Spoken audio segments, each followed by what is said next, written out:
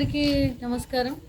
నేడు భారత జాతీయ ఓటర్ దినోత్సవ సందర్భంగా గౌరవనీయులు మండల తహసీల్దార్ గారి సూచనల మేరకు మేము ఈరోజు అందరం కూడా అంటే education department, health department, revenue and Panchayati Raj department అందరం కలిసి కూడా ఓటు యొక్క ప్రాధాన్యతను తెలుసుకొని మేము కూడా మా వంతుగా ప్రతి పౌరుడికి ఓటు వినియోగించుకునేలా మేము అవగాహన కల్పించుటకు సిద్ధంగా ఉన్నామని చెప్పేసి తెలియజేస్తూ అందరికీ కూడా ఓటర్ దినోత్సవ శుభాకాంక్షలు.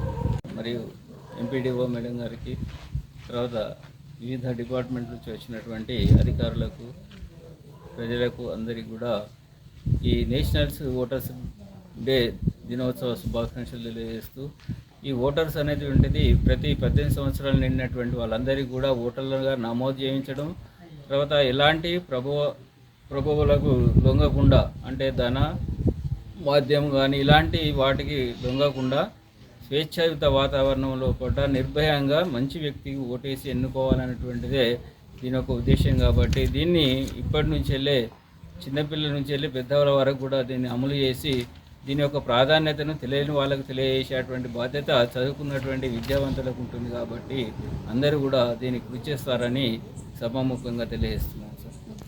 నేషనల్ ఓటర్స్ డే సందర్భంగా ఎండిఓ కార్యాలయంలో హాజరైన మీ అందరికీ ప్రత్యేక ధన్యవాదాలు.